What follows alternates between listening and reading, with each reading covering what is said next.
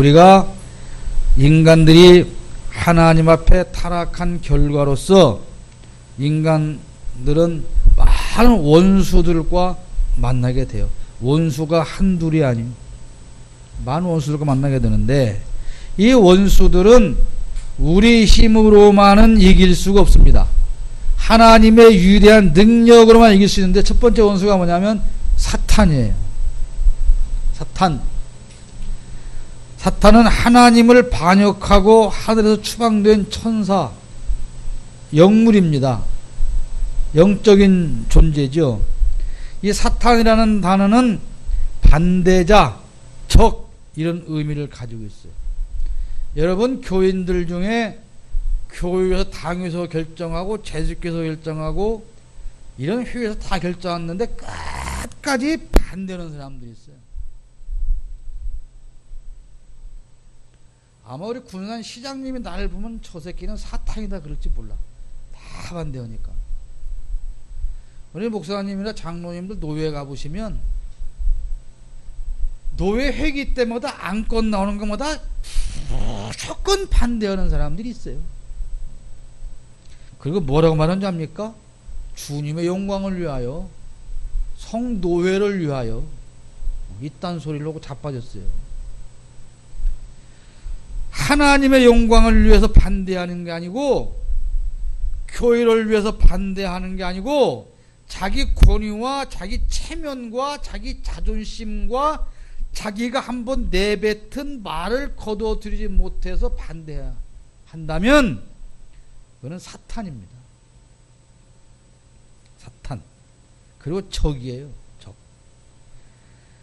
결론적으로 말하면 하나님을 반대하는 세력은 사탄의 세력입니다. 아시겠습니까?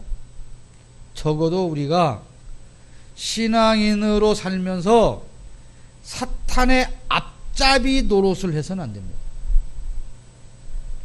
사탄에게 이용당해서는 안 돼요. 그리고 또 반대로 나를 반대한다고 해서 이건 사탄이구만 이러면 큰일 납니다. 누가 사탄일까요? 하나님이 아시죠. 우리가 사탄의 이용을 당하는데 가장 큰 원인은 뭐냐면 나만이 옳다고 하는 아집 때문에 그런 거예요. 여러분 나만 옳은 게 아니에요. 여러분 오른손으로 밥 먹는 게 옳아요? 왼손으로 밥 먹는 게 옳아요? 에? 오른손에 먹는 게 옳은 거요? 왼손에 먹는 게 옳은 거요? 아무 손으로 먹어도 다 옳은 거예요. 여러분 치약을 이렇게 한 번에 꾹 짜는 게 옳은 거요? 조금씩 차곡차곡 말을 갖고 짜는 게 옳은 거요? 아무렇게나 짜도 돼. 요즘은 추구가 다 공에 튀어나와서. 근데 그걸 가지고 싸워. 신혼부부가 신혼여행을 갔어. 그 신랑이 양치하고 나와서 보니까 치약이 이렇게 꽉 짜져 있어. 그러니까 신부가 자기야 일러봐. 치약은 이렇게 짜는 게 아니야. 이렇게 짜는 거야. 남편이. 아, 뭔 소리야. 치약은 아무렇게 짜면 못 돼. 아니야. 절대 짜면 안 돼. 왜 안 되는데? 그리고 쌈이 붙는 거요. 치약을 처음부터 짜냐 맛없잖아 때문에 신혼여행 가갖고 그 전날 그 다음날 가방 싸갖고 비행기를 따로따로 타고 와.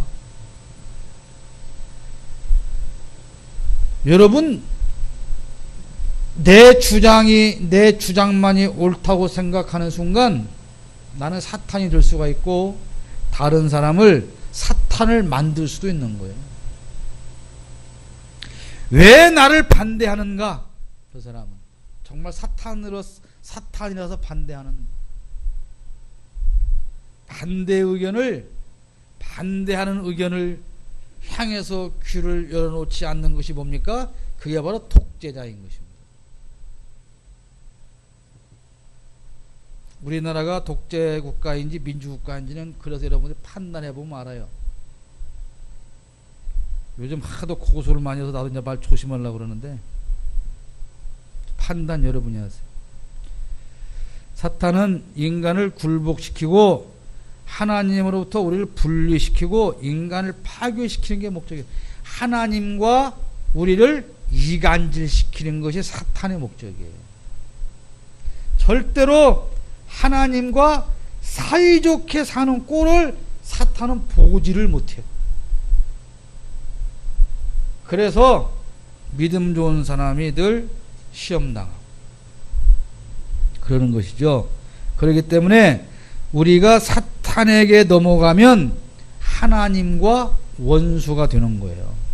그래서 사탄을 경계하고 사탄을 물리쳐야 되는 것입니다. 사탄은 속이는 자, 거짓말하는 자, 유혹하는 자, 살인자 이런 뜻을 가지고 있는데, 그러나 예수님의 부활하심으로 이미 사탄은 패배의 선고를 받은 거예요. 진 거예요. 그러나 그 파괴는, 사탄의 완전한 파괴는 주님께 오셔서 심판하신 마지막 날에 그게 이루어지게 되는 것이고, 우리는 사탄을 대적해야 됩니다. 사탄의 공격을 받아보신 분, 사탄의 공격을 받아보신 분, 사탄의 공격조차도 안 받고 사시는 분이면 예수님보다 나으시네. 예수님도 사탄의 공격을 받는데, 사탄이 무서워요, 안 무서워요? 에? 사탄이 무서워요, 안 무서워요? 사탄이 안 무서워요? 친구예요? 사탄이 여러분을 어떻게 공격한다고 생각하세요? 응? 사탄이 여러분을 어떻게 공격한다고 생각하시는 것은 어떻게 나를 공격해 오는 건 알아야 뭐 싸움박질 해보든지 싸우든지 이기든지 해볼 거 아니요. 네? 김성훈 집사님, 네. 사탄이 여러분을 어떻게 공격해 옵니까? 어떤 방법으로?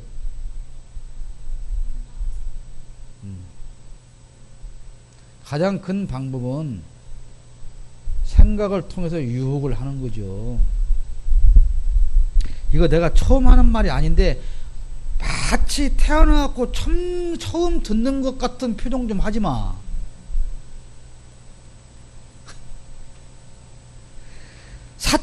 사탄의 공격은 속삭임이에요. 속삭임. 무엇? 속삭임. 그 속삭임은 어떤 속삭임이에요? 친절한 속삭임이에요. 아주 친절한 속삭임. 여러분, 남편이 친절할까? 카바레에서 만난 제비가 친절할까? 카바레를 안 가봤다 하고 하려고 그러지 지금. 생각을 해봐요. 여러분 30년 40년 평생 살아온 남편이 친절하겠어요? 처음 만나서 꼬시려고 접근하는 카바레 나이트의 제비가 친절하겠어요? 여러분 여성들이요, 남편들이 사랑해 자기야 이렇게 하기를 바랍니까? 절대 안 해요. 밥 줘야 폈네야. 그죠? 오늘 집구석에서 밥 처먹고 못 오냐 그러죠. 근데 제비는 뭐라 그래요? 시아버님, 아름다우신 시아버님, 아름답습니다. 그 말에 넘어가면 철이 있어 없어? 그 넘어갔어. 그 남편이 왜 넘어갔냐 그러니까 저 사람은 친절해. 사탄은 사기꾼이라고 해서 속이는 줄 알았어요. 여러분, 사기꾼이 친절해요, 안 친절해요? 사기꾼이 안 친절하고는 절대 사기 못 칩니다. 응? 사탄이 우리를 공격하는 것은 이렇게 친절한 미소를 머금고 아주 상냥하게, 아주 친절하게, 아주 인간적으로 우리에게 다가오는 거예요. 또 한번 얘기할까요? 예수님이 40일 동안 광야에 금식을 하셨어요. 배가 고파 안 고파? 에? 얼마큼 고플까? 40일은 그냥 나흘도 안 해봤으니 알 수가 있나. 40일 금식 기도한 예수님의 눈에는 다 돌멩이도 지금 빵으로 보이는 거예요. 그러니까 사탄이 와서 공격하죠. 사탄이 뭐라고 공격해요? 야, 이 돌들로 빵을 만들어 먹어봐. 그랬을까? 아니에요. 예수님의 생각 속에 내가 이 돌멩이로 진짜 빵 하나만 만들어서 먹어볼까? 먹을까? 왜? 내가 그럴 수 있으니까. 그럴 능력이 있으니까. 그리고 내가 이렇게 광야에 많은 이 돌멩이 갖고 다 빵을 만들어서 지금 굶는 우리 백성들에게 다 나눠주면 내가 자연적으로 메시아가 되지 않을까? 왕이 될 거 아니야. 이 생각을 통한 유혹을 누가 하는 거예요? 사탄이 하는 거예요. 여러분 십자가 죽고 메시아 되는 게 쉬워요? 그 빵으로 돌로 빵 만들어서 다 먹이고 메시아 되는 게 쉬워요? 어느 게 좋겠어요? 여러분 같으면 어떤 방법을 하겠어요? 여러분은 다 십자가를 지겠지만 나 같으면 안 져요. 빵이 되어라? 그럼 빵이 다 되는 돌 다 일로 와도 배고프지? 줘. 이거 내가 만들었다? 나 날마다 줄게. 그러면 당연히 나를 왕으로 만들 거 아닙니까? 그게 유혹인 거예요. 우리가 사탄한테 가장 많이 듣는 말이 무슨 말인 줄 아세요? 괜찮아. 따라서 그래. 괜찮아. 괜찮아. 유기범이 애들을 꼬셔가면서 뭐라 그래? 괜찮아. 아저씨 안 무서워. 사탄이 우리에게 항상 가장 많이 하는 말은 괜찮아. 두 번째 말은 뭔지 아십니까? 남들도 그래. 남들도 다 그러는데 무슨 너만 하나 안 그런다고 달라지냐? 이게 사탄의 유혹입니다. 이러한 유혹을 우리에게 집어넣는 사탄을 여러분 대적하십시오. 그리스도의 이름으로만 이길 수가 있습니다. 내 의지로는 그 유혹을 이길 수가 없어요. 두 번째 원수는 뭡니까? 죄요. 죄는 한마디로 말하면 하나님의 기준에 미치지 못하는 거예요. 이 하말티아라고 하는 히브리 말은 화살이 관역을 벗어났다 그런 뜻이에요. 그게 죄라는 뜻이에요. 화살이 관역을 벗어난 게 죄요. 화살을 쏘면 관역을 정중앙시켰는데 관역 정중앙이 누구요? 하나님이란 말이에요. 내가 하나님을 향해 정중앙으로 가야 되는데 빗나가서 사는 게 뭐냐? 그게 죄야. 그러면 그 죄라고 하는 것은 하나님과 상관이 없이 사는 것을 말해요. 하나님과 상관없이 사는 것이 죄요. 그래서 그리스도인은 그 죄와 싸우겠다는 결심을 해야 되는데, 그러면 죄와 싸우겠다고 하는 것은 어떻게 살겠다는 겁니까? 하나님과 상관이 있게 살겠다는 거예요. 응? 죄를 안 짓는 것이 뭐라고?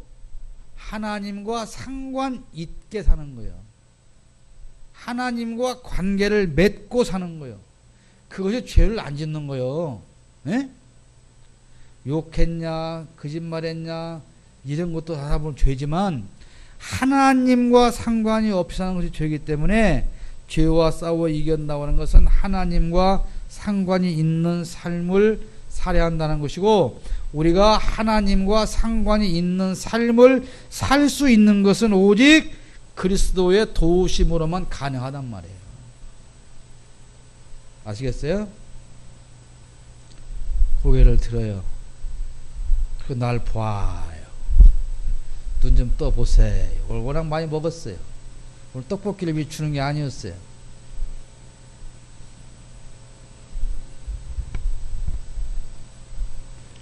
하나님이 사랑하는 사람에게 잠을 주시긴 했지만 꼭 이 자리에 앉아서 하나님이 나를 얼마큼 사랑하는 걸 저한테 보여주실 필요는 없으니까 집에 가서 주무시고 눈을 뜨시고, 다음 주부터는 성경 공부 끝나고 밥을 먹을까? 졸린 게.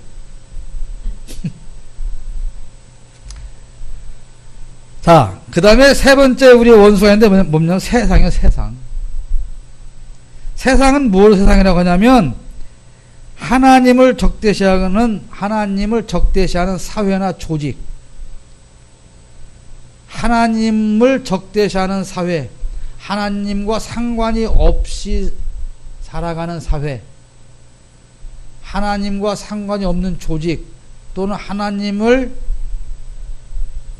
적으로 삼는 조직, 이런 것을 세상이라고 그러는데, 자, 개인주의와 쾌락주의, 여러분은 세상에 속했어요? 하나님에 속했어요?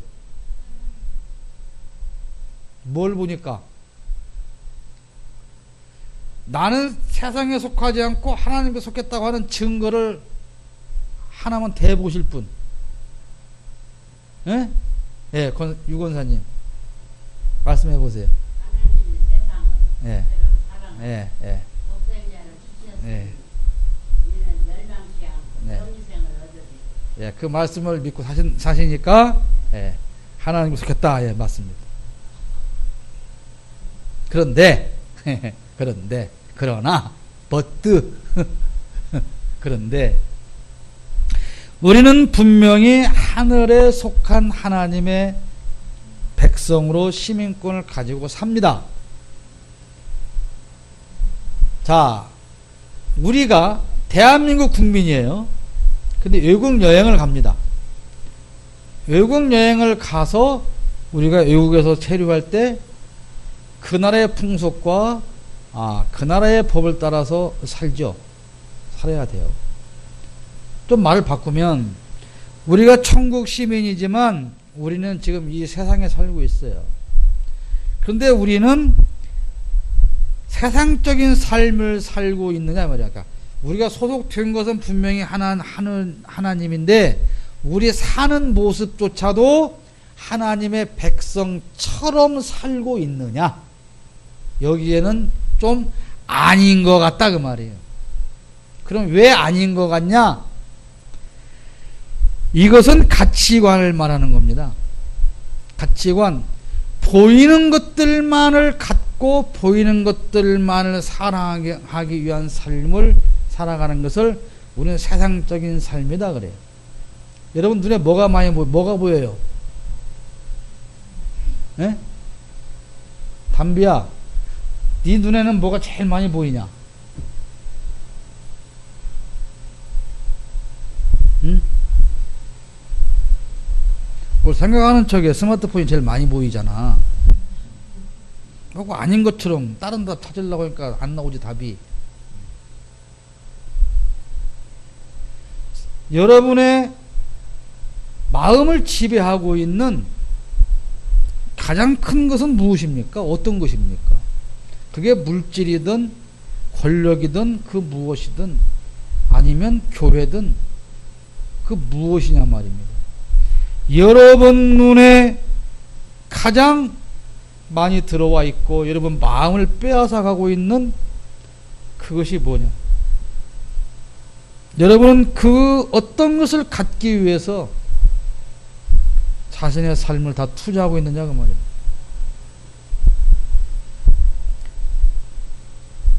세상적인 가치관, 이걸 갖고 살면 우리는 세상에 속한 사람인 것입니다. 세상적인 가치관이 뭡니까? 이것도 여러 번 말씀드린 건데, 세상적인 가치관이 뭘까요? 여러분은 세상적인 가치관이 뭔지조차도 모르기 때문에 세상적인 가치관을 가질 수 없는 사람들이겠죠? 표정에 변화가 없어요. 우리가 교회를 부흥시켜야 되죠? 이 교회를 부흥시켜야 돼, 안 시켜야 돼? 근데 왜 안 시켜? 근데 왜 안 시키는 거예요? 부흥시켜야 돼, 안 시켜야 돼? 시켜야 돼, 안 시켜야 돼? 근데 왜 안 시키냐고? 무슨 똑배짱으로 안 시키는 건데? 교회를 부흥시켜야 되는데 어떤 방법으로 부흥시켜야 될까요? 하나님의 방법으로 부흥을 시켜야 되는 거예요. 세상적인 방법으로 부흥을 시키면 안 된다 이 말이에요.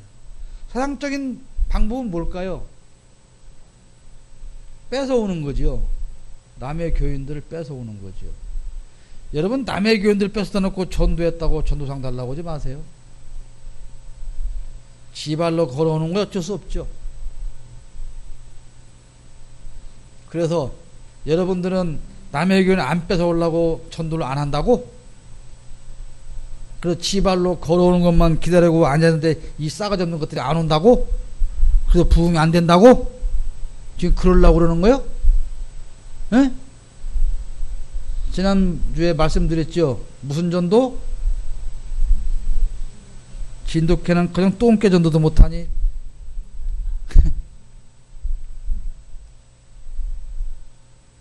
가서 한번 물어라도 봐.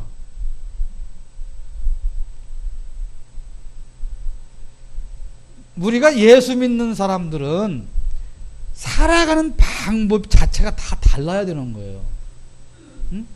돈을 버는 방법도 세상 사람들과는 달라야 된단 말이에요. 세상 사람들은 돈 벌려면 어떻게 해야 돼? 어떻게든 남의 눈을 속여야 되고, 편법을 써야 되고.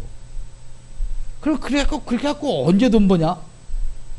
근데 예수 믿는 사람도 그 사람들하고 똑같아. 그래갖고 우리 언제 돈 버냐? 그러면 그 사람은 세상에 속한 사람이다 그 말입니다. 신앙생활도 마찬가지예요. 내가 신앙생활하는 이유가 뭐냐요? 여러분 신앙생활을 왜 합니까? 신앙생활을 왜 해? 여러분 등대교회 왜 다녀요? 아, 우리 사위가 목사님이라 와요. 아, 우리 큰아들이 목사님이라 나와요. 형부가 목사님인데요? 외삼촌이 목사님이에요. 이게 신앙생활하는 이유입니까?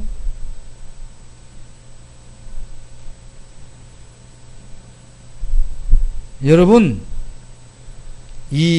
여러분들 중에 그런 자녀가 없기를 바라는데, 여러 자식을 키우면 꼭 하는 집마다 꼭 하는 짓거리마다 참 지랄만 하는 자식이 있어요. 꼭 안 해야 할 짓만 하고, 안 갈 길만 가고, 해서는 안 될 것만 꼭 고르고 그러잖아요. 그런 자식들이 있었고, 하나씩. 근데 교회에도 꼭 그런 성도들이 몇이 있어요. 하는 집마다 꼭 지 뒤에 질 짓만요. 하는 집마다. 참 깝깝하죠. 몇십 년 동안 신앙생활 한다고 다니면서도. 그러니까 왜 그럽니까? 신앙의 가치관이 잘못돼서 그런 거예요. 신앙의 가치관. 어저께 기존에 우리 교회 다니는 어떤 아이가 요즘 처음 나오는 아이들 토요일 날 오는 애들 이런 말 했어요. 너는 토요일 먹으러 오잖아! 그렇게 말하면 안 되죠. 여러분은 뭐하러 교회에 오십니까? 보이는 것들이 아닌, 보이지 않는 하나님께 속한 영원한 것을 우리는 바라보기 때문에, 그런 가치관을 가지고 있기 때문에 우리는 신앙생활을 하는 것입니다. 요한일서 2장 15절에 이 세상이나 세상에 있는 것들을 사랑하지 말라. 누구든지 세상을 사랑하면 아버지의 사랑이 그 안에 있지 않다. 네 번째, 우리 원수는 육신입니다. 육신은 뭘 말하느냐? 우리 죄성을 가진 인간의 본성을 말하는 거예요. 죄에 대한 성품이나 죄성을 가진 본성을 말하는데, 모든 개개인이 지니고 있는 죄에 대한 성향, 우리는 모두가 다 죄를 짓고 싶어 하는 성향을 가지고 있어요. 그래서 인간은 타락한 본성을 갖고 있기 때문에 항상 영과 육이 싸웁니다. 알곡과 가라지. 여러분, 우리 교회에 알곡이 있겠죠? 가라지는 있을까요, 없을까요? 알곡 손 들어봐. 알곡 다 가라지요? 저는 알곡입니다. 이런 손 들어보세요.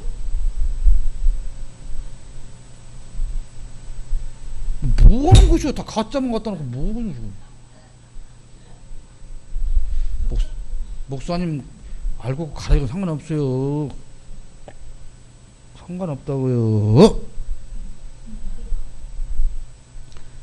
나는 알곡 신자입니다. 손 들어봐. 목사님 예배당 문 닫고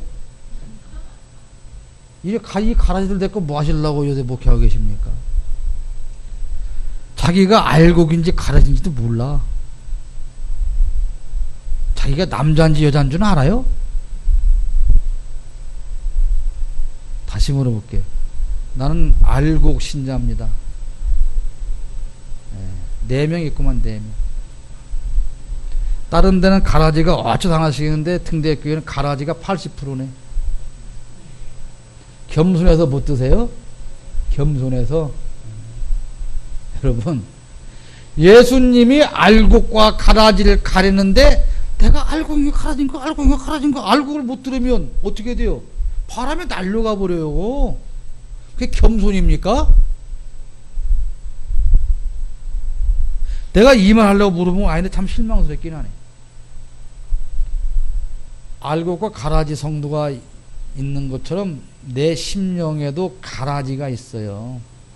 내 심령에도. 성령과 육이 내 안에서 늘 싸우고 있어요. 그럼 누가 이겨야 됩니까? 그렇지. 말은 그렇지. 근데 실제적으로는 항상 누가 이겨요? 누가 져요? 예. 왜 그럴까요? 착해서? 겸손해서? 가라지니까 그러지.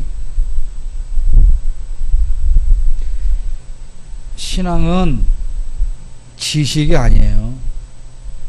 신앙은 외워서 우리나라 교육 시스템처럼 암기해서 답을 외우는 게 적는 게 신앙이 아닙니다. 사랑하는 여러분,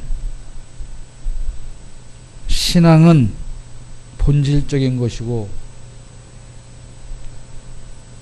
하나님과 함께 하는 것입니다. 날마다 싸워서 육이 승리해도 마음도 안 아파. 임금님이 지금 전쟁을 했어. 왕이 전쟁해갖고 자기네 백성 다 죽었는데도 죽었냐? 그럼 말어. 우리는 날마다 육과 싸워서 지는데도 좋냐? 아이고 내 잘하지 뭐. 그러고 말어. 그게 아닌 피 터지는 싸움을 해야 한다는 것이죠. 5번째 원수는 죽음인데요. 이게 가장 큰 원수죠. 가장 큰 원수. 그런데 그리스도께서는 죽음과 죽음에 대한 두려움까지도 물리쳐 주셨어요. 죽는다고 생각하시면 두려워요? 안 두려워요? 안 두려워? 안 두렵지. 아직은 언제 죽을지 모르니까. 내가 벌써부터 두려울 필요가 없지. 죽음에 대한 두려움을